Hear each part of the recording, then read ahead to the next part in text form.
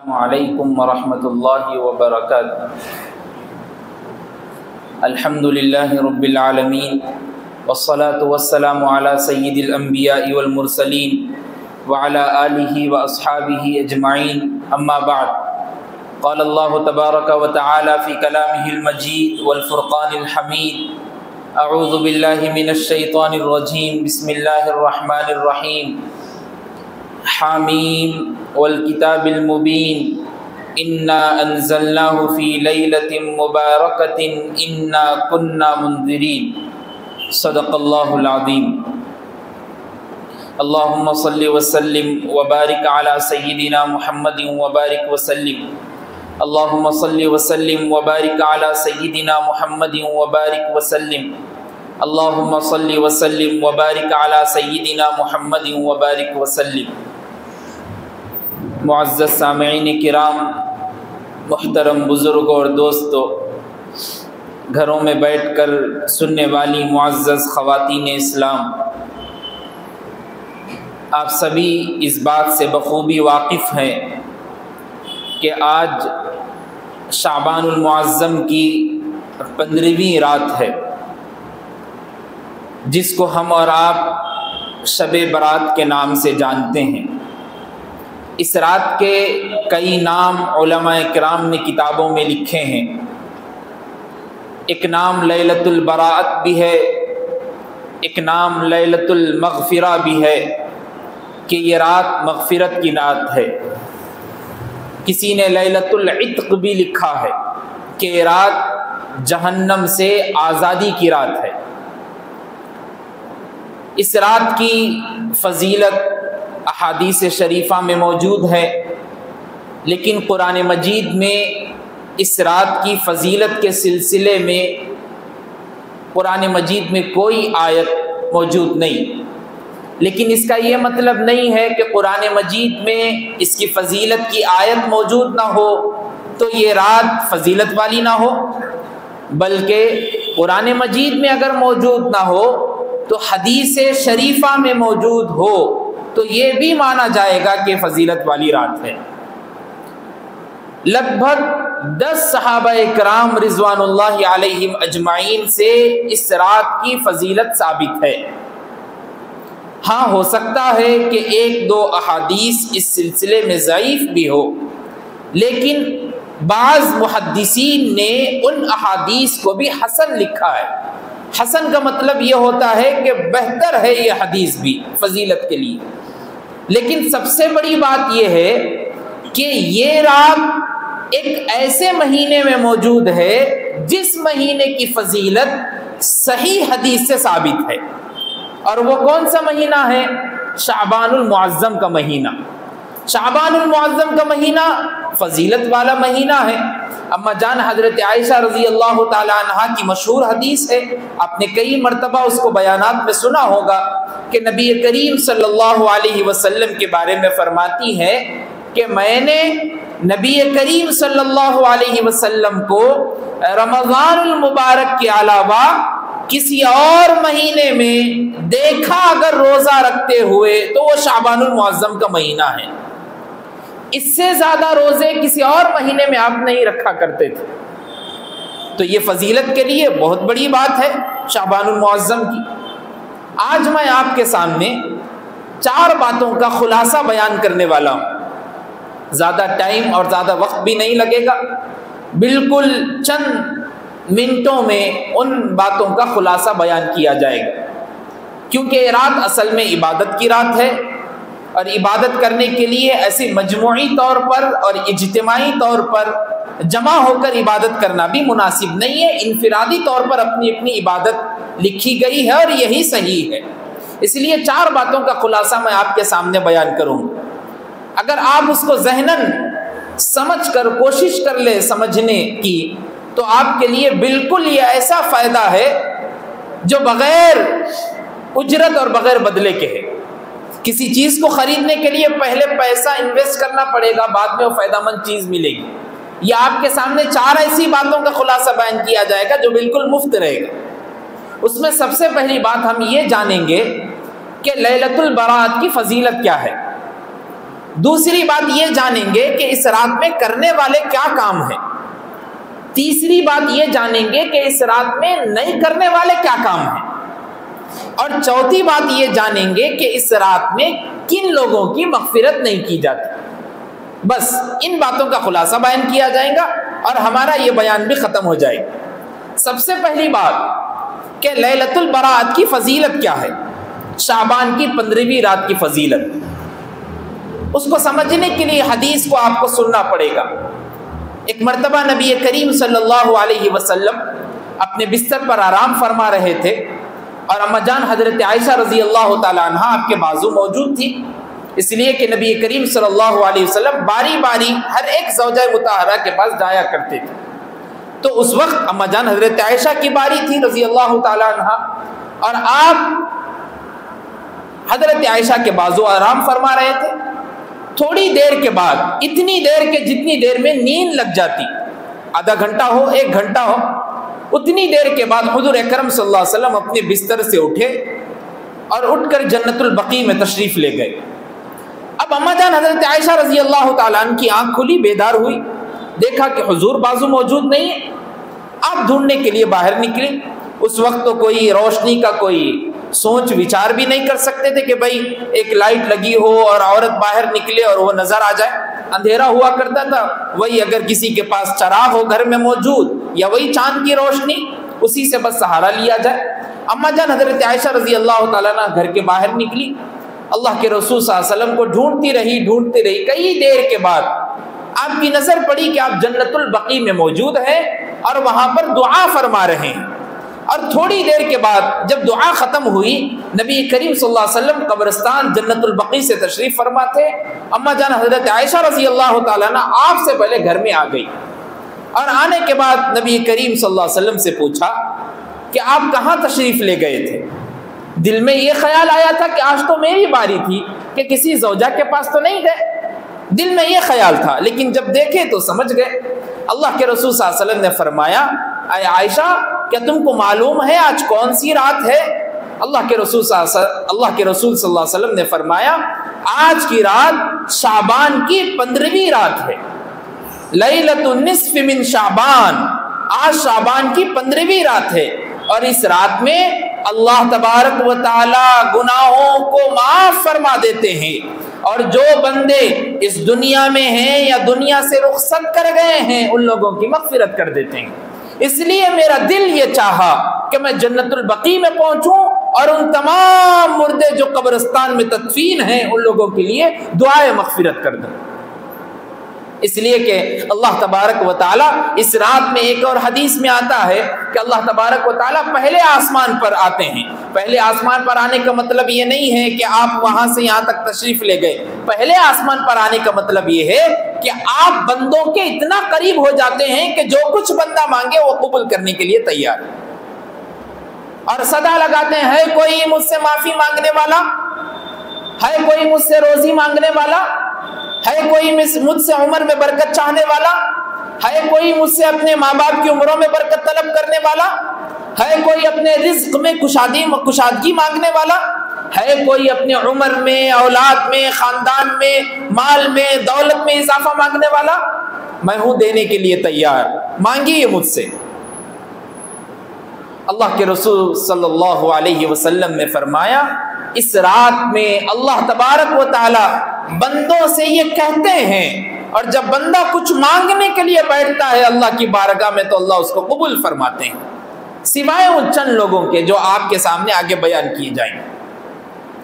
اب اس سے بڑی فضیلت اس رات کی اور کیا بیان ہو، لیکن ایک اور حدیث آپ سن لیجئے۔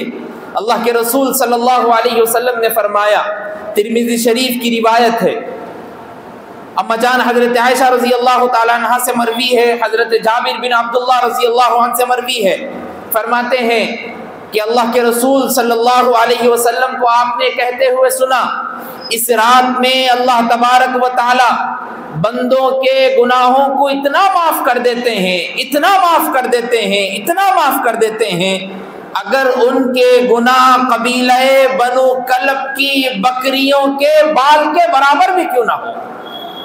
آپ اندازہ لگائیے، ایک بکرا ایک بکری آپ کے سامنے لائے جائے اور لانے کے بعد کہا جائے کہ بھائی صبح سے شام تک آپ کو ٹائم دیا گیا کہ اس کے سر پر اور اس کے دھڑ پر کتنے بال ہیں گن کے بتاؤ، اس کے جسم پر کتنے بال ہیں گن کے بتاؤ. آپ صبح سے شام ہو جائے گی لیکن گن نہیں سکیں گے، نہ گن پائیں گے، اس لیے کہ ہمارے جسم پہ کوئی ایک ایسا حصہ اور پارٹ ہوتا ہے جہاں بال نہیں ہوتے. جیسے ہتھیلی ہے، ہتھیلی پہ بال نہیں ہوتے. وہ ہونٹ ہے، ہونٹ پہ بال نہیں ہوتے، ہونٹ کے اوپر ہوتے. لیکن بکرے کے ہر عضو پر بال ہے. اب گنیں گے تو گنتے رہ جائیں گے اور گنتی بھول جائیں گے، لیکن گن نہیں سکیں گے، اتنے بال. اب سوچئے قبیلہ بنو کلب کی بکریاں، اتنی زیادہ بکریاں پالا کرتے تھے وہ قبیلے والے، اتنی زیادہ بکریاں پالا کرتے تھے، وہ لوگ مشہور ہو گئے تھے بکریوں والوں سے، اتنی بکریاں ہوا کرتی تھی. آپ اندازہ لگائیے ان کے قبیلے میں جتنے بکریاں موجود ہیں، ان بکریوں کے جتنے بال ہیں، ان بالوں کے برابر بھی اگر کسی بندے یا بندی کے گناہ ہیں تو اللہ وہ معاف کرنے کے لیے تیار ہے اس رات میں. لیکن اس کے لیے شرط، اس کے لیے ضروری یہ ہے کہ بندہ آ کر معافی مانگے، اللہ سے معافی طلب کرے، اللہ کی بارگاہ میں بیٹھے، اپنے گناہوں کی معافی مانگے، اللہ سے کہے کہ اللہ میں جانتا ہوں میں گنہگار ہوں، اللہ میں تو آپ کا بندہ ہوں، اللہ میں خطا کار ہوں، مجھ سے گناہ ہو سکتے ہیں، اللہ آپ معاف کرنے والے، آپ رحیم ہیں، آپ غفور ہیں، آپ معاف فرما دیجیے. ایک حدیث میں آتا ہے نبی کریم صلی اللہ علیہ وسلم نے فرمایا اللہ تبارک و تعالی جب گناہگار بندہ توبہ کرتا ہے تو اتنا پسند کرتے ہیں. اس کی ایک مثال نبی کریم صلی اللہ علیہ وسلم نے دے کر امت کو بتلائی کہ اگر مان لیجئے ایک شخص ہے جو اپنے اونٹ پر بیٹھا ہوا ہے اور اس کے اونٹ پر اس کا پانی ہے، اس کا توشہ ہے، اس کے کھانے کی چیزیں لگی ہوئی ہے، اور وہ اونٹ پر سفر کر جنگل اور بیابان سے نکل رہا ہے، اور ایسا جنگل ہے کہ نہ پانی کے لیے، پینے کے لیے نہ پانی ہے، کھانے کے لیے کوئی چیز میسر ہے، بالکل پورا جنگلی ایریا ہے، کوئی چیز کھانے اور پینے کے لیے نہیں. ویسے علاقے میں ایک آدمی اونٹ پر سفر کر رہا ہے. وہ تھوڑی دیر کے لیے اونٹ سے اترا اور آرام کرنے کے لیے جھاڑ کے نیچے بیٹھا، اور اتنا بیٹھنا تھا کہ اس کا اونٹ کسی اور جگہ چلا گیا. اب سوچئے اس کی کیا حالت ہوں گی، کیسی کنڈیشن میں رہے گا کہ بھائی میرے اونٹ پر میرا پینے کا پانی تھا، میرا توشہ تھا، یہ اونٹ ہی میرا سب کچھ تھا، یہ اونٹ بھی چلا گیا. اب کرے تو کیا کرے؟ در در کی ٹھوکریں کھاتے رہے گا، پھرتے رہے گا. کئی دیر پھرنے کے بعد، گھومنے کے بعد اچانک اس کا اونٹ اس کے سامنے آ گیا. اب سوچو اس کے خوشی کا عالم کیا ہوگا. ہزاروں کلومیٹر کا سفر تھا جنگل کا، نہ پانی ہے نہ کھانا ہے، وہ اونٹ پر سب کچھ تھا، اچانک وہ اونٹ سامنے آ گیا. اب اس کے خوشی کا اندازہ لگائیے آپ. نبی کریم صلی اللہ علیہ وسلم فرماتے ہیں جو بندہ اس کا اونٹ آنے کے بعد جتنا خوش ہوتا ہے، اللہ جب گناہگار بندہ توبہ کرتا ہے تو اللہ اس سے زیادہ خوش ہوتے ہیں، اس سے زیادہ خوش ہوتے ہیں. اللہ اکبر. لیکن شرط یہ ہے کہ معافی مانگنے والا، توبہ کرنے والا اللہ کی بارگاہ میں بیٹھے. اس رات کی سب سے بڑی فضیلت یہ ہے کہ مغفرت والی رات ہے. اللہ گنہگاروں کی توبہ قبول کرتے ہیں اس رات میں. اس رات میں عبادت کرنے والی رات ہے. اس رات میں ذکر میں، قرآن مجید کی تلاوت میں لگنے والی رات ہے. معلوم یہ ہوا کہ شب برات کی فضیلت حدیث سے ثابت ہے. بالکل اس کا نہیں ماننا اور انکار کرنا بھی غلط ہے، اور اس کو مان کر بڑا چڑھا کر بیان کرنا بھی غلط ہے.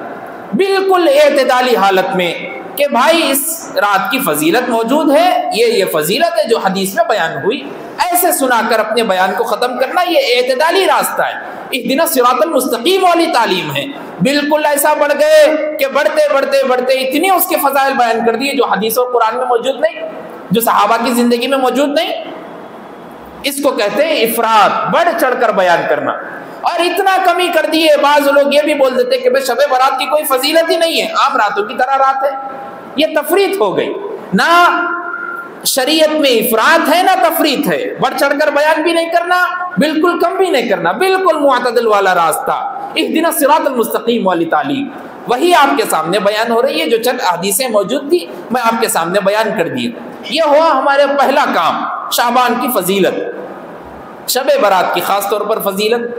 دوسرا جو کام تھا کہ اس رات میں کیا کام کیے جائیں. سب سے پہلا کام، اس رات میں عشاء کی اور فجر کی نماز جماعت کے ساتھ ادا کریں۔ خاص طور پر اس بات کو ذہن میں رکھیں، عشاء میں تو سب موجود رہیں گے، اور موجود نہیں بھی رہے تو پاک صاف ہو کر، نئے کپڑے پہن کر، زبردست عطر وغیرہ لگا کر آئیں گے عشاء کے وقت۔ لیکن پوری یہ مسجد فرسٹ اور سیکنڈ فلور بھر کے تھی، اب فجر میں دیکھیے پورے غائب ہے، گئے تو کہاں چلے گئے بھائی؟ کیا قبرستان سے تھوڑے مردے تھوڑی آئے تھے کہ چند لمحوں کے لیے عشاء کی نماز پڑھے اور غائب ہو گئے؟ اس لیے کہ بعض لوگ بولتے کہ مردوں کی عید ہے، مردوں کی عید ہے۔ آج تک نہیں سمجھ میں آیا کہ مرنے کے بعد کوئی آدمی کیسا زندہ ہو سکتا۔ ہمارا تو یہ عقیدہ ہے کہ مرنے کے بعد کوئی آدمی زندہ نہیں ہو سکتا۔ اگر کوئی زندہ ہو گیا اور ستانے لگ گیا تو پھر سوچو آپ، اس کا عالم کچھ اور ہو جائے گا۔ انہیں کھانے پہ کھانا نہیں کھائیں گا، سونے پہ نہیں سوئیں گا، اور در در کی ٹھوکریں کھاتے ہوئے فلاں ادھر، فلاں ادھر، فلاں اسٹیٹ کو چلے جائیں گا اور بولیں گا کہ میرے پیچھے دو مردے گھوم رہے، میرے کو سمجھ میں نہیں آ۔ اس لیے کوئی مردوں کی عید نہیں ہوتی، یہ زندوں کی عید ہے، یہ زندوں کی عید ہے۔ اس لیے زندہ لوگ قبرستان جاتے ہیں مردوں کے پاس تاکہ مغفرت کی دعا کریں، اور لوگ یہ کہتے ہیں کہ بھائی مردے ہمارے گھر کو آتے۔ آپ سوچئے، زندہ مردوں کے پاس چلے گئے اور مردے گھر کو آ گئے تو دونوں کی ملاقات نہیں ہوئی۔ زندہ مردوں کے پاس چلے گئے اور مردہ زندوں کے پاس آ گئے، دونوں ملاقات ہی نہیں کر رہے۔ ایک جگہ طے کر لیجئے، یا تو قبرستان میں ملی ہے، گھر میں ملی ہے، دونوں۔ اس لیے کیا ہے، بیکار کی باتیں، کوئی مردوں کی عید نہیں ہے، یہ زندوں کی ہے۔ عید صرف دو ہی ہے شریعت میں، عید صرف دو ہی ہے۔ ایک ہے عید الفطر جو رمضان کے بعد گفٹ دی گئی کہ میرا بندہ ایک مہینے تک حلال کی ہوئی چیزوں کو بھی اپنے اوپر حرام کر لیا تھا۔ بھائی پانی حلال ہے نہیں ہے، کھانا حلال ہے نہیں ہے، کسی کی بیوی ہے تو اس کے ساتھ ہم بستری کرنا حلال ہے نہیں ہے، لیکن روزے میں حرام ہے۔ پانی کا گھٹ 5 ٹائم کلی کرنے کے لیے اپنے حلق میں اپنے منہ تک لے کے جا رہا، لیکن حلق میں نہیں اتارا، حرام کر لیا اپنے اوپر بندہ۔ تو اللہ بطور ہدیہ، بطور گفٹ، بطور تحفہ قبول کیجئے، یہ عید کا دن ہے، خوشی کا، جو کھانا ہے کھا لیجیے۔ اس لیے کہا گیا کہ عید کے دن روزہ رکھنا حرام ہے، اب روزہ نہیں رہ سکتے عید کے دن۔ عید کے ایک دن کے بعد پھر شوال کے روزے کنٹینیو کیجیے۔ ایک عید ہے عید الاضحیٰ، اس لیے کہ حج کے لیے گئے، طواف کرے، اتنا سب کرنے کے بعد قربانی پیش کیے، سنت ابراہیمی کو زندہ کیے۔ ایک دوسری عید تحفتاً میں تم کو دے رہا ہوں، عید الاضحیٰ، سنت ابراہیمی کو زندہ کرنے کے لیے۔ یہ دو عیدوں کے لیے کون سی بھی شریعت میں نہیں ہے۔ اس سے بڑی رات تو لیلۃ القدر کی رات ہے نہیں، وہ تو رمضان المبارک میں طاق راتوں میں سے ایک طاق رات ہے، لیکن اس کی بھی اتنی فضیلت بیان نہیں کرتے لوگ جتنی شب برات کی کرتے کہ مردوں کی عید ہے، عید ہے۔ عید کا کوئی لفظ نہیں، یہ زندوں کی رات ہے، اس لیے اس میں دعا کا خاص طور پر عشاء کی نماز جماعت سے پڑھنے کے بعد فجر کی نماز بھی جماعت کے ساتھ پڑھنا۔ دوسرا کام کرنے کا، اگر رات میں آپ عبادت کرنے کی غرض سے جاگے ہوئے ہیں تو نوافل کا اہتمام کیجیے، نوافل پڑھیے اپنے گھر میں بیٹھ کر، اپنی عورتوں کو تلقین کیجیے، اپنے بچیوں کو، اپنے بہنوں کو، اپنے بھائیوں کو، خود آپ بھی نوافل کی پابندی کیجیے۔ نوافل نہیں بھی پڑھ سکتے تو صلاۃ التسبیح کی نماز پڑھیے۔ صلاۃ التسبیح کی نماز پڑھنے کے بعد اگر ایسا من ہو رہا کہ بھائی نیند آ رہی تو سو جائیے، کوئی ضروری نہیں ہے کہ پوری رات جاگنا ہی لکھا ہو اور پوری رات بیٹھ کر آنکھیں کھلے رکھ کے جن کے جیسا ٹیک لگا کے بیٹھ گئے کہ سونا نہیں ہے، سونا نہیں ہے۔ یہ بیکاری کا کام ہے۔ اور کب تک ایسا جاگتے ہیں؟ 4 بجے تک جاگتے، اور جیسے ہی وہ فجر کی اذان کانوں میں سنائی دی بالکل جائیں گے بستر پر، تکیہ آرام سے لگائیں گے اور بلینکٹ اوڑھیں گے اور سو جائیں گے۔ سیم مثال کتوں کی ہے۔ اب دیکھیے، کتوں کی ایک عادت فطری طور پر ہوتی ہے کہ پوری رات جاگتے اور عین فجر کے وقت سوتے، اور بکروں کی فطری عادت ہوتی ہے کہ وہ رات بھر سوتے، عین فجر کے وقت جاگتے۔ تو ہم کو بکرے بن کے انسان بن کے دکھانا ہے، اور آج کی رات ایسا بنا لیتے لوگ، اور جاگنے کو ایسا اپنے آپ کو سمجھ لیتے۔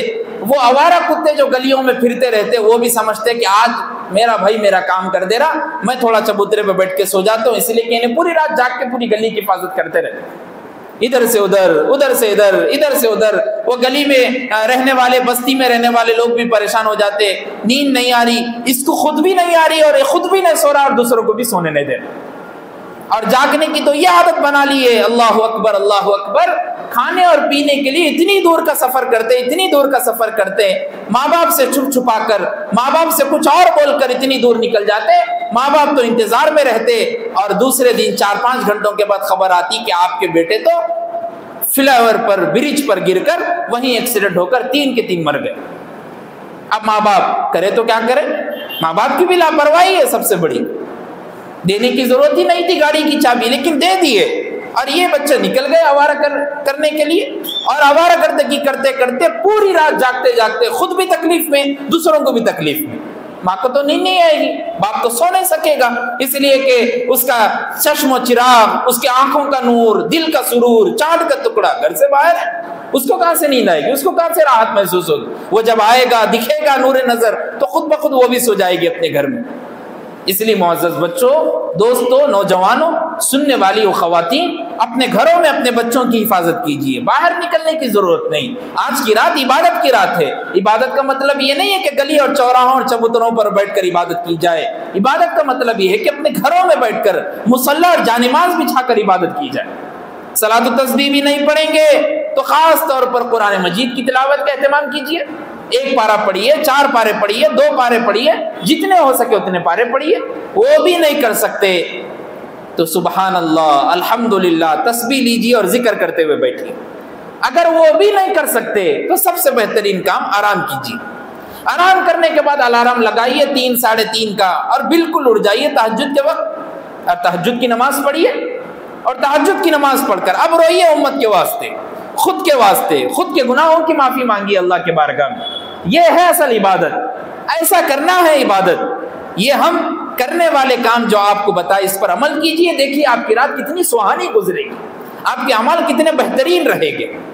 نہیں کرنے والے اعمال میں سب سے پہلا کام نہیں کرنے کا، بلا فضول خرچی کا کوئی کام نہ کرے، فضول خرچی کا کوئی کام نہیں، ڈیکوریشن کا اہتمام نہیں، چراغوں کا اہتمام نہیں، لائٹنگ کا اہتمام نہیں۔ لوگوں کے لیے قبرستان تو جانا ہے، قبرستان جائیے کوئی بات نہیں، لیکن ٹیم بنا کر جانے کی اجازت نہیں۔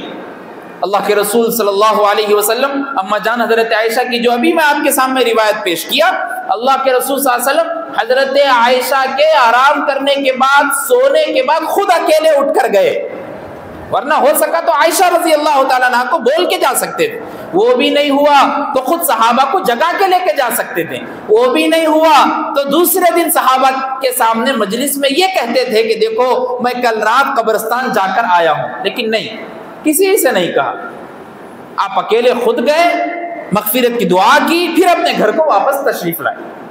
یہ ہے سنت طریقہ، ایسا کرنا ہے اصل قبرستان جانے کے لیے۔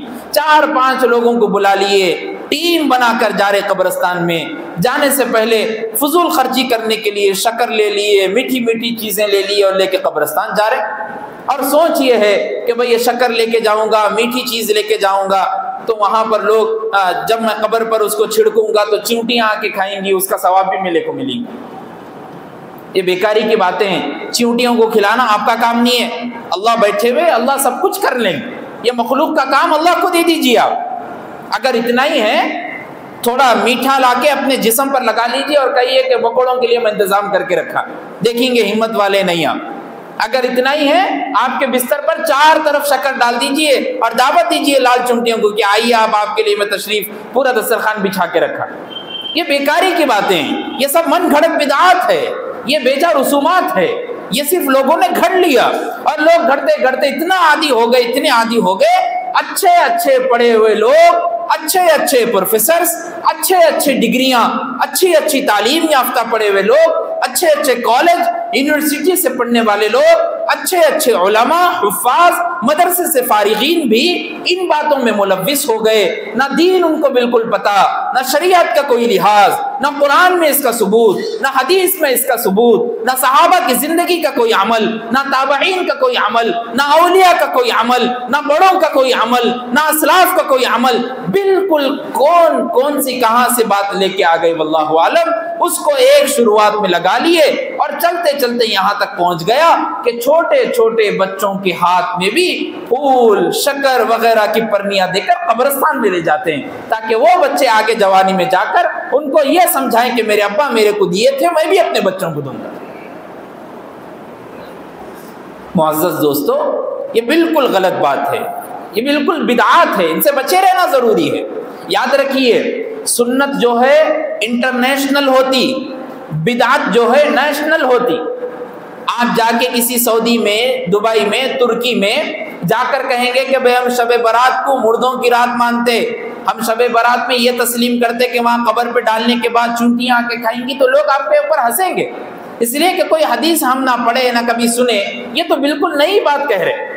اگر آپ جا کے ادھر بولیں گے ترکی وغیرہ دوسرے اسٹیٹ میں کہ مسواک کرنا ہے، تو وہ بھی آپ کو اپریشیٹ کرے گا اور کہے گا بالکل صحیح بات ہے، سنت سے ثابت ہے مسواک کرنا۔ معلوم ہوا کہ سنت انٹرنیشنل ہے، یہ بدعت نیشنل ہے، صرف آپ کے اسٹیٹ تک ہے، آپ کے دکن تک ہے، اس کے بعد کہیں اور اس کا ثبوت نہیں۔ یہ ساری چیزیں بدعات ہیں، ان سے بچنا ضروری ہے۔ دوسرا کام جو نہیں کرنے کا ہے، خاص طور پر اس رات میں لوگ باضابطہ طور پر اپنے گھروں میں حلوہ پکاتے ہیں اور یہ تسلیم کرتے ہیں اور یہ سوچتے ہیں کہ حلوہ اگر ہم پکائیں گے تو ہمارے مردے جو قبروں میں سو کے وہ آئیں گے اور کھائیں گے۔ آپ سوچئے، پہلی بات تو زندہ اٹھتا ہی نہیں، دوسری بات پھر اٹھا تو اس کو کھلا رہے، انہیں وہیں کھا رہا سو قبرستان میں بہت ہو گئے۔ آپ کو خود نہیں معلوم اس کے اعمال اچھے ہیں یا نہیں ہیں۔ آپ قبر کے اندر دیکھ سکتے گا کوئی، اس میں آپ میں سے کوئی دیکھ سکتے تو آپ پہلے ہی بول دیجئے تاکہ پورے لوگ آپ سے اٹینشن باخبر ہو جائے کہ بھئی ہمارے بازو کوئی جن بیٹھا ہوا ہے، تاکہ قبر کے اندر بھی دیکھ رہے۔ کوئی بھی نہیں دیکھ سکتے۔ اب قبر کے اندر کون کیا ہے کسی کو نہیں معلوم، لیکن دیکھیے آپ، نمازی نہیں تھا، بے نمازی تھا، سود کھاتا تھا، مٹی کھاتا تھا، انٹرسٹ پہ پیسہ لیتا تھا، شراب پیتا تھا، زنا کرتا تھا، جھوٹ بولتا تھا، سب کچھ کرتا تھا۔ اب اس کی پٹائی ہوتی نہیں ہوتی قبر میں؟ بالکل ہوتی بھائی، ظاہری طور پر دیکھا گیا تو ہونا چاہیے، وہ الگ بات ہے کہ اللہ معاف کر دے، لیکن ظاہری طور پر دیکھا جائے تو ہونا چاہیے۔ اب اس کے لیے آپ حلوہ بنا کے رکھ رہے کہ ہمارے صاحب ہے تو کھائے کے جاتے تھوڑی دیر، وہ ٹفن میں جتنا رکھے ویسا ہی رہنے والا ہے، کہیں نہیں جاتا۔ یہ ہمارے بالکل بھیجا خیالات ہیں۔ ایسا ایک پاگل پن ہے، اگر 6-7 کے بچے کو بھی اٹھا کے پوچھے میاں ڈبہ میں تابدان میں رکھ دے رہا ہوں، کل تک انہیں خالی ہو جاتا اچانک، تو بچہ بھی پاگل ہو جاتا کہ اچھا ہوا میں سائنس نہیں لی اب تک، ورنہ تو میں بھی پاگل ہو جاتا تھا، یہ کیا تو بھی ہے میرے امی ابا کیا کچھ بول دیے میرے کو، اچھا ہے میں 6 تک پڑھ کے آگے میکینک کا کام کر لیتا۔ یہ بالکل پاگل بات ہے، ان سے بچے رہنا ضروری ہے۔ چوتھا کام نہیں کرنے کا، خاص طور پر اس رات میں لوگ بیری کا پتا ڈال کر پانی نہاتے ہیں، بیری کا پتا، اور چن چن کے لے کے آتے، کون سے قبرستان میں دیکھتے پہلے کہاں جھاڑ اٹھا اس کا، بیری کے پتے کا، کسی کے گھر میں تو اس سے چندہ مانگ کے لے کے آتے ہیں۔ اور بیری کے پتے بھی خاص طور پر ایسے بنا لی کہ 12 عدد ہونا، 12 چھونا، اس سے زیادہ نہیں۔ دیکھو آپ بیری کے پتے لائیں گے اور لا کے نہائیں گے، اور عقیدہ کیا ہے اگر پوچھیں گے تو کیا بولیں گے؟ بیری کے پتے سے پانی نہا لیے تو اس رات میں اللہ تبارک و تعالی آگے 1 سال میں آپ کے ساتھ کیا کیا ہونے والا ہے وہ لکھتے نا، تو یہ بیری کے پتے سے نہ لیے، اگر میری موت ہے آگے لکھنے والی تو اس کو ٹال دیتے اور اگلے سال کرتے۔ دیکھو کیسا احمقانہ جواب ہے۔ آپ سب کو معلوم ہونا چاہیے، آدمی مرنے کے بعد اس کو تدفین کرنے سے پہلے اس کو غسل بیری کے پتے سے دیتے، معلوم ہونا چاہیے۔ آپ دیکھے ہوں گے کبھی آپ خود بھی غسل دیے ہوں گے، ٹھہرے ہوں گے کسی کے ساتھ، بیری کے پتے سے دیتے۔ اس کی وجہ سب سے بڑی یہ ہے کہ بھائی گندگی جو ہے جسم پر صاف ہو جاتی۔ اب انہوں خود پہلے سے زندہ رہے وقت بیری کے پتے سے نہ لیے تو فرشتے بولتے آدھا کام تو کر لیا انہیں، کیسا بھی 50% ہے، 50% اٹھانا ہے، پہنانا ہے، وائٹ کپڑا لے کے جانا ہے، آدھا کام تو کر لیا انہیں، خود نہ لیا بیری کے پتے سے۔ ایسا کام کرے تو اور جلدی آتی بہت۔ یہ بالکل غلط ہے۔ کون نہائے تھے آپ بتائیے؟ کون سی حدیث میں پڑھے، کون سی کتاب میں پڑھے؟ اب اگر اس کا جواب پوچھیں گے کسی سے کیا ہوا بھائی کیوں پانی نہاتے، تو انہوں الٹا سوال کریں گے ہمارے سے، او ہو بیری کے پتے سے نہاؤ بولے تو تم سوال کر رہے، وہی صابن سے نہا رہے، ڈیٹول ڈال کے نہا رہے، شیمپو لگا کے نہا رہے، اس پہ سوال نہیں ہے کیا؟ بھائی میرا سوال یہ نہیں ہے کہ بیری کے پتے سے کیوں نہا رہے، میرا سوال یہ ہے کہ بیری کے پتے سے شب برات کو کیوں نہا رہے۔ میرا پورا سوال تو سمجھیے آپ۔ بیری کے پتے سے جمعے کو نہ ہو کوئی بات نہیں، جنوری کی 1 تاریخ کو نہ ہو کوئی بات نہیں، عید الفطر کے دن نہ ہو کوئی بات نہیں، عید الاضحیٰ کے دن نہ ہو قربانی کرتے، خون لگتا، سب کچھ لگتا، اس دن نہ لو، کوئی بات نہیں، لیکن شب برات کچھ مخصوص اٹھ کے بیری کے پتے لا کے گرم کر کے نہا کے خود کو یہ ماننا کہ مجھ کو موت نہیں آتی، یہ بیوقوفی ہے۔ موت ہر ایک کو آنی ہے، کوئی نہیں بچ سکتا اس میں۔ اس لیے کیا ہے، ایسے لوگوں سے خود بچے رہنا، اور خود بچے رہ کے ان کو صحیح بات کی اور شریعت مطہرہ کی صحیح بات اور تصدیق کرانا کہ بھائی یہ اصل حقیقت ہے، اس کو سمجھیے آپ، یہ غلط رسومات ہے، بدعات ہے، اس میں پڑے رہنے سے بچیے۔ یہ ہے نہیں کرنے والے کام جن سے بچے رہنا ضروری ہے۔ پہلا کام، پہلی بات یہ ہوئی کہ شب برات کی فضیلت کیا ہے، دوسری بات یہ ہوئی کہ اس میں کرنے والے اعمال کیا ہے، تیسری بات یہ ہوئی کہ اس میں کون سے عمل سے بچے رہنا ہے۔ چوتھا اور لاسٹ کام کہ اس رات میں کن لوگوں کی مغفرت نہیں ہوتی، اس لیے کہ اللہ کے رسول صلی اللہ علیہ وسلم نے فرمایا کہ قبیلہ بنو کلب کے بکریوں کے بال کے برابر بھی اگر کسی کے گناہ ہے تو معاف فرما دیں گے اللہ، لیکن سوائے چند لوگوں کے جن کے گناہ اور مغفرت نہیں ہوتی اور گناہ بھی معاف نہیں ہوتے۔ وہ کون ہے؟ اس میں سے سب سے پہلا شخص ہے مشرک۔ مشرک، شرک کرنے والا۔ شرک کرنے والا کس کو بولتے؟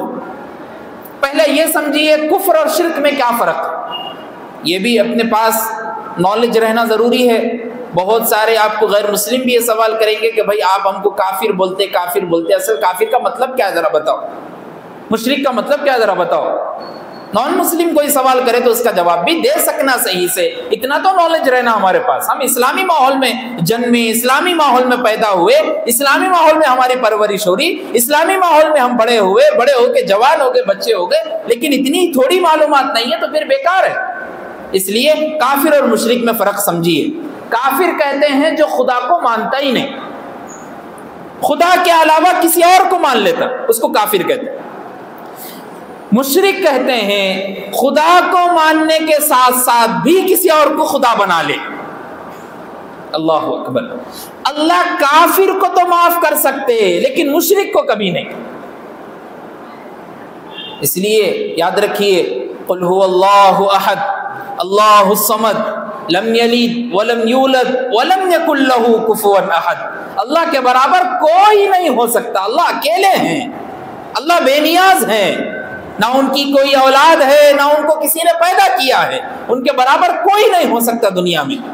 اگر کوئی یہ سوچے کہ جیسا اللہ بگڑی بنانے والا ہے ویسے ہی کوئی اور بھی بگڑی بنانے والا ہے، مشرک ہے۔ اللہ جیسا شفا دینے والے ہیں کوئی اور بھی شفا دینے والا ہے تو وہ بھی مشرک ہے۔ اللہ جیسا مصیبت سے نکالنے والے ہیں کوئی یہ سمجھ کے ان سے یہ مانگ رہا کہ یہ بھی مجھ کو مصیبت سے نکالنے والے ہیں، بالکل یہ مشرک ہے۔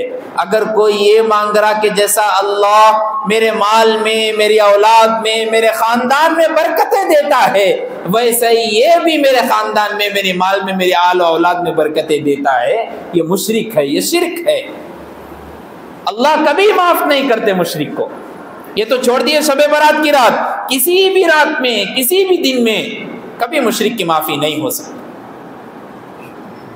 اس لیے سوچئے اب تک ہمارے ذہنوں میں کتنی ایسی باتیں آئی ہوں گی، کبھی کبھی موقع محل کے حساب سے، کبھی طبیعت اتنی زیادہ خراب ہو گئی کہ 4-4 6-6 مہینے بیمار رہے اور بالکل عقیدہ غلط ہو گیا۔ کاش ایک مرتبہ جا کے آئیں گے کہ میرے خالو بول رہے کہ فلاں پیر کے پاس جانے سے مجھ کو شفا مل جاتی، اور دل میں خیال آیا اور سوچ کے پیر کے پاس چلا بھی گیا، سوچ لیجئے شرک میں اتر گیا۔ کوئی پیر، کوئی بابا شفا دینے والے نہیں، کوئی ڈاکٹر شفا دینے والا نہیں، کوئی سائنٹسٹ آپ کے دماغ کو پڑھنے والا نہیں، سوائے اللہ کے۔ اگر آپ کی بیماری کروڑوں میں ختم ہونے والی ہے، اگر اللہ چاہے تو 10 روپے میں بھی ختم کر سکتے، اللہ چاہے۔ اگر آپ اللہ کے ساتھ کسی اور کو شریک ٹھہرا کر اور یہ کہہ رہے ہیں کہ فلاں کے پاس جانے سے میری بیماری ختم ہو جاتی ہے، تو پھر آپ زندگی بھر بیمار رہیں گے، کبھی شفا نہیں مل سکتی، اس لیے کہ اللہ کے در کو چھوڑ کر کسی اور در پر چلے۔ اس لیے معزز دوستو، خاص طور پر اپنی گھروں میں رہنے والی خواتین کے ذہن کو صاف کیجیے۔ ان کا ذہن سب سے زیادہ جلدی خراب ہوتا ہے ان سلسلوں میں، ان باتوں میں۔ اس لیے کہ عورتوں کا ذہن بالکل سمجھیے آپ کے 25% 30% کام کرتا ہے. آدمیوں کا ذہن اس لیے زیادہ کام کرتا ہے کہ وہ باہر کا ماحول کو دیکھتے رہتے ہیں, حالات کو دیکھتے رہتے ہیں, پریکٹیکلی طور پر دیکھتے رہتے ہیں, تو ان کے سامنے تجربات آتے رہتے ہیں, الگ الگ واقعات آتے رہتے ہیں. لیکن عورتیں اپنے گھروں میں رہتی ہیں, چار دیواری کے اندر رہتی ہیں, ان کو اتنی زیادہ نالج نہیں ہوتی جتنا مرد کو ہوتی. تو ایک دم بہکاوے میں آتی ہے اور کہتے ہیں کہ پرسوں رشتہ دار وہ فلاں بابا اور پیر کے پاس گئے تھے اور ان کا بچہ بالکل صحت یاب ہو گیا, چلو اپن بھی جا کے آئیں گے. پہلے ان کے دماغوں کو صحیح کرنے کی ضرورت ہے. کوئی بابا کوئی بڑے پیر شفا نہیں دے سکتے سوائے اللہ کی. مشرک کو کبھی اللہ مغفرت نہیں کرتے اور نہ معاف کرتے. دوسرا شخص جس کی مغفرت نہیں ہوتی وہ ہے قاتل, قتل کرنے والا, کسی کا مرڈر کرنے والا. اللہ کبھی اس شخص کی مغفرت نہیں کرتے. قرآن مجید میں بات آتی ہے وَمَنْ قَتَلَ نَفْسًا بِغَيْرِ نَفْسٍ أَوْ فَسَادٍ فِي الْأَرْضِ فَكَأَنَّمَا قَتَلَ النَّاسَ جَمِيعًا. جان لیجئے کسی شخص نے کسی شخص کا بغیر کسی جرم کے قتل کر دیا, ایک جان لیا, اس کا مطلب یہ ہے فَكَأَنَّمَا قَتَلَ النَّاسَ جَمِيعًا, اس نے پوری امت کا قتل کر دیا. پوری امت کو قتل کرنے کے برابر جتنا گناہ ملے گا, ایک آدمی کا قتل کرنے کے برابر اس کو اتنا گناہ دیا جائے گا. اس لیے قتل کرنے والے کی کبھی اللہ مغفرت نہیں کرتے. تیسرا شخص جس کی مغفرت نہیں ہوتی کینہ پرور. کینہ پرور کہتے ہیں اپنے دل میں کینہ پالنے والا. اب کینہ کس کو کہتے ہیں یہ سمجھ لیجیے. اپنے مومن بھائی کے بارے میں اچھا سوچے بغیر ہمیشہ برا سوچنا, اور یہ کہنا کہ ان کے پاس تو مال بہت زیادہ ہے, کاش ایسا ہو جائے کہ وہ کسی بیماری میں مبتلا ہو جائے اور ان کا مال ضائع ہو جائے. انہوں نیچے اتر رہے سیڑھیوں سے, کاش ایسا ہو جائے کہ وہ سیڑھیوں سے پھسل جائے اور ان کا سر پھوٹ جائے. کینہ اپنے دل میں پال رہے, بغض, دشمنی. اللہ کے رسول صلی اللہ علیہ وسلم نے فرمایا کسی مومن کے لیے یہ بات مناسب نہیں ہے کہ وہ اپنے مسلمان بھائی سے دشمنی رکھے, کینہ پالے اور بغض رکھے. ولا تحاسدوا, اپنے بھائی کے بارے میں حسد مت کرو, اس لیے کہ مومن بھائی آپ کا مومن ہے. المسلم اخو المسلم, مسلمان مسلمان کا بھائی ہے. جیسا آپ اپنے خود کے بھائی, ذاتی بھائی, آپ کے سگے بھائی کے بارے میں سوچتے, ویسے ہی ہر مومن ہر مسلمان کے بارے میں سوچنا ضروری ہے. کینہ پرور کو بھی اللہ مغفرت نہیں فرماتے اور اس کی معافی نہیں ہو سکتی. چوتھا شخص رشتہ توڑنے والا. کتنے ایسے لوگ ہیں ہمارے حیدرآباد دکن میں اور اپنے خاندانوں میں جو اپنے بہنوں سے, اپنے بھائیوں سے, اپنے رشتہ داروں سے, اپنے سگوں سے, اپنے خلیروں سے, اپنے چچروں سے, اپنے پپیرے بھائیوں سے, رشتہ داروں سے, پڑوسیوں سے کئی سالوں سے, کئی مہینوں سے بات نہیں کر رہے اور رشتہ داری توڑ کے رکھ لیے, اور یہ سمجھ رہے کہ بھائی ان کے بات کرنے سے کیا میرے پاس اور میرے علم میں تھوڑی اضافہ ہو جائے گا, کیا میرے مال میں برکت تھوڑی ہو جائیں گی. انہوں نہیں بات کر رہے تو ان کی مرضی ہے, انہوں آ کے میرے سے معافی مانگنا, میں بڑا ہوں, میرے پاس مال زیادہ ہے, میرے پاس 4 فلور ہے, ان کے پاس 2 ہی فلور ہے, میرا ذاتی کاروبار, انہوں نوکر ہے, انہوں آ کے میرے سے معافی مانگنا. نہیں, اللہ کے رسول صلی اللہ علیہ وسلم تو امام الانبیاء ہے, خاتم النبیین ہیں. تمام نبیوں سے سب سے زیادہ معزز مقام و مرتبہ محمد رسول اللہ صلی اللہ علیہ وسلم کا ہے. لیکن اتنی بڑی شخصیت ہونے کے باوجود بھی خود آپ لوگوں کے سامنے جاتے تھے اور ان سے معافی مانگتے تھے. اللہ اکبر. آپ سوچیے, اندازہ لگائیے, فتح مکہ کے موقع پر کھڑے ہو کر پورے لوگوں کے لیے اعلان کر دیے کہ آج رحمت کا دن ہے, الیوم یوم المرحمہ لا تثریب علیکم اليوم, آج رحمت کا دن ہے, سب کو معاف کر دیا گیا, کسی کے ساتھ کوئی دشمنی نہیں رکھی جائے گی. اتنے بڑے نبی جب بندوں کو معاف کر سکتے ہیں, ہم اپنے رشتہ داروں کو کیوں نہیں معاف کر سکتے؟ وہ تو اپنا خون ہے, ہم معاف کر سکتے ہیں. اس لیے معزز دوستو, حدیث میں آتا ہے کسی مسلمان کے لیے بہتر نہیں ہے کہ وہ اپنے مسلمان بھائی سے 3 دن سے زیادہ بات چیت نہ کرے. 3 دن, زیادہ سے زیادہ 3 دن کے اندر صلح کر لینا کسی حال میں بھی ضروری ہے, چاہے کہیں بھی ہو. کسی باہر کنٹری میں چلے گئے, تو فون کر کے رابطہ کر کے ویڈیو کالنگ کے ذریعے سے معافی مانگیے. آپ معافی مانگیے، کوئی بات نہیں. معافی مانگنے سے آپ کی عزت اور آپ کی شان، آپ کی شوکت نیچے نہیں ہو جاتی. عزت دینے والی ذات اللہ کی ہے، ذلت دینے والی ذات اللہ کی ہے. آپ معافی مانگیں گے تو آگے والے کے سامنے آگے جو شخص ہے اس کے دل میں آپ کے لیے اور محبت جاگے گی اور محبت بڑھے گی کہ بھائی میری غلطی ہونے کے باوجود بھی میرا بھائی، میرا دوست مجھ سے معافی مانگنے کے لیے آیا ہے. دیکھو آپ اور محبت میں اضافہ ہوگا. اس لیے معزز دوستو، رشتہ توڑنے والا کبھی جنت میں بھی داخل نہیں ہوتا. مشہور حدیث ہم پڑھتے رہتے ہیں، مکتب میں بچے پڑھتے ہیں، لا يدخل الجنت قاطع، رشتہ توڑنے والا کبھی جنت میں داخل نہیں ہوگا. اور اس رات میں، شب برات کی رات میں، اللہ رشتہ توڑنے والے کی بھی مغفرت نہیں فرماتے. اس کے بعد شراب پینے والے کی بھی مغفرت نہیں ہوتی اس رات میں. اب شراب پینے والے اتنے زیادہ ہمارے سوسائٹی میں موجود ہیں. ایک تو شراب پینے کی عادت جو ہو جاتی ہے وہ دو چیزوں کی وجہ سے سب سے زیادہ. پہلی چیز شوق. آدمی کے اندر خیال ہی آتا ہے، شیطانی وسوسہ، پی کے دیکھیں گے ایک بار کیسا رہتی، کوشش تو کر کے دیکھیں گے، صرف ایک گھونٹ پی کے دیکھیں گے. ایک گھونٹ کیا ہوتا، زیادہ ایک گھونٹ سے کچھ بھی نہیں ہوتا، ایک گھونٹ پی کے دیکھیں گے. اب وہ شوق جب ایک گھونٹ پہ آتا تو آپ دیکھو، بریانی کھانے کے واسطے ایک پلیٹ لے کے بیٹھے اور سامنے والے کو بول رہے صرف ایک نوالا کھا کے اٹھ جاتا ہوں میں، زیادہ نہیں. کوئی بھی حیدرآباد میں ایسا نہیں ہے کہ بریانی کی پلیٹ رکھی ہوئی ہے اور ایک نوالا کھا کے اٹھ جائے. پیٹ بھرا ہوا رہا تو بھی 6-7 نوالے چیک کرنے کے واسطے کھاتے. ٹیسٹ اچھا ہے نہیں، پھپھو صحیح بنائے نہیں بنائے، مامی صحیح بنائے نہیں بنائے، ٹیسٹ تو بھی کرنے کے واسطے کھا کے رہے تو بھی 6-5 نوالے کھاتے. اس کے بعد اگر مامی پھوپھو کے ہاتھ کی بریانی اچھی لگی، اب ایک مہینے میں میسج جاتا کیا بریانی تھی آپ کی، ایک مرتبہ پھر بلائی. ویسی شراب کی عادت ہے. ایک مرتبہ ایک گھٹ پینے کے بعد دوست کو بولتے کیا پلایا بھائی تو، پورے چیزاں بھول گیا تھا میں، پورے خاندان کو بھول گیا تھا میں، پورے بچوں کو بھول گیا تھا میں، پوری بیٹیوں کو بھول گیا تھا میں، صرف شراب میں مبتلا تھا. ایک اور مرتبہ پلاؤ بھائی.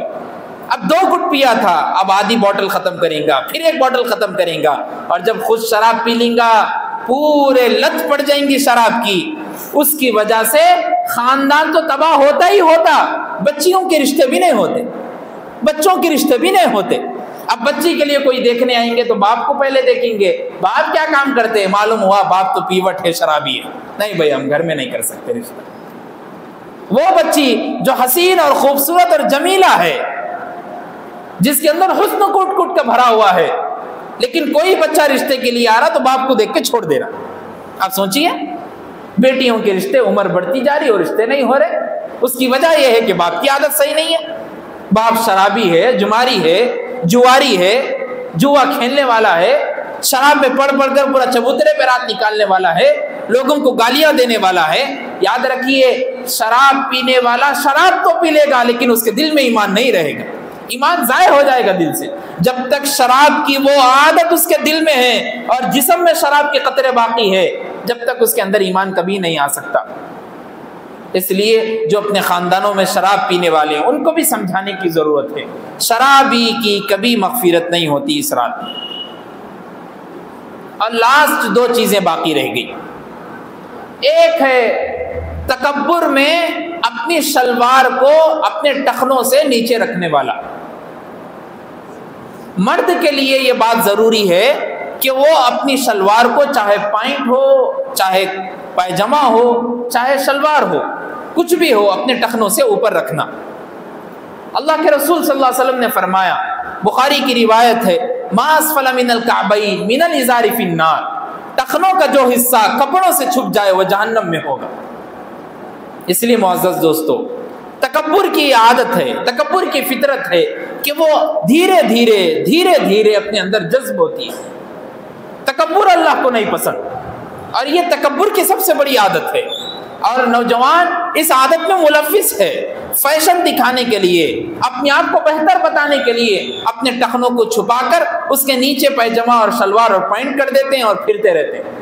یہ عورتوں کے لیے ہے کہ وہ اپنے ٹخنوں کو چھپائے رکھے. مرد کے لیے یہ بات ہے کہ وہ اپنے ٹخنوں کو دکھائے رکھے. اس لیے اگر کوئی ایسا شخص ہے تو اس کی بھی مغفرت اس رات میں نہیں ہوتی. سب سے آخری شخص جس کی مغفرت اس رات میں نہیں ہوتی وہ ہے زنا کرنے والا، گندا کام کرنے والا. گندی عادت کو اپنانے والا۔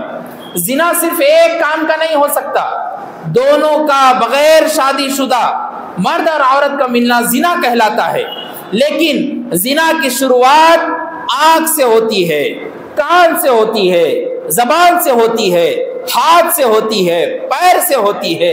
اس لیے یہ تمام چیزیں جو زنا کے قریب لے جائیں اس سے بھی بچے رہنا ضروری ہے۔ قرآن مجید میں بات ہے وَلَا تَقْرَبُوا الزِّنَا إِنَّهُ كَانَ فَاحِشًا، زنا کے قریب بھی مت جاؤ، یہ بالکل گندی اور گھٹیا چیز ہے، فحش چیز ہے، بری چیز ہے، اس سے بچے رہنا ضروری ہے۔ کسی عورت پر نظر پڑ گئی اچانک، مومن کے لیے یہ بات ضروری ہے کہ وہ اپنی آنکھوں کو ہٹا لے، نظروں کی حفاظت کرے۔ ایک مرتبہ نظر پڑ گئی، نظر ہٹا لیے، کوئی بات نہیں، گناہ نہیں لکھا گیا۔ نظر پڑنے کے بعد پھر دیکھے، پھر دیکھے، پھر دیکھے، اب زنا ہو رہا آنکھوں کا۔ ایسے ہی سیم عورتوں کے لیے، کسی مرد پر نظر پڑ گئی فوراً ہٹا لے پہلی مرتبہ میں، نہیں پھر دیکھ رہے، پھر دیکھ رہے، آنکھ کا زنا ہو۔ کسی مرد کی آواز کانوں میں سنائی دی کسی عورت کو، اس جگہ سے ہٹ جائے، نہیں اس کی آواز بہت اچھی دکھ رہی، میں سننے کے لیے کھڑی ہوئی ہوں، کان کا گناہ، کان کا زنا۔ کسی مرد سے بات کرنے کی اجازت نہیں، لیکن اس سے بات کرنا اچھا دکھ رہا اور بار بار بات کر رہے، تو زبان کا زنا، اس سے بھی بچے رہنا ضروری ہے۔ زنا کا مطلب یہ نہیں ہے کہ بغیر شادی شدہ لوگ ہی اگر مل جائے تو وہ زنا کہلاتا، بلکہ زنا کے لیے جن جن چیزوں سے شروعات ہو سکتی وہ بھی زنا کے درجے میں ہے، وہ بھی گناہ ہے، ان سے بھی بچے رہنا ضروری ہے۔ ایسے یہ لوگ جن کے بارے میں آپ کو بتایا گیا، اس رات میں ان کی کبھی مغفرت نہیں ہوتی۔ یاد رکھیے معزز دوستو، آج کی رات عبادت کی رات ہے، آج کی رات اللہ کو منانے کی رات ہے، اللہ سے معافی مانگنے کی رات ہے، اللہ کے سامنے گڑ گڑانے کی رات ہے۔ اس لیے جہاں تک ہو سکے، جتنا ہو سکے اس رات میں عبادت کریے۔ اگر نہیں ہو سکتا تو بلا وجہ بلا وجہ بلا وجہ اللہ کے لیے اپنے گھروں سے مت نکلیے، آوارہ گردگی مت کریے۔ اگر جتنا ہو سکے کسی رشتہ داروں کے پاس جانا ہے چلے جائیے، وہیں بیٹھیے، وہیں رہیے، بالکل روڈوں پر پھرنے کی کوئی ضرورت نہیں، کوئی آپ سے کوئی کام نہیں۔ یہ رات جاگنے کی نہیں بلکہ عبادت کرنے کی رات ہے، اپنے ذہنوں میں بٹھا لیجئے، ورنہ یاد رکھیے وہی واقعات ہم بھی کل اخبارات میں پھر کسی اور کے بارے میں بھی پڑھ سکتے ہیں، کسی اور کے بارے میں بھی سن سکتے ہیں۔ اللہ ایسی موت سے، اللہ ایسی حادثات سے ہمیں بچائے رکھے۔ اللہ سے دعا کیجئے کہ اللہ ہم سب کو کہنے سننے سے زیادہ عمل کی توفیق عطا فرمائے۔ وآخر دعوانا ان الحمد للہ رب العالمین۔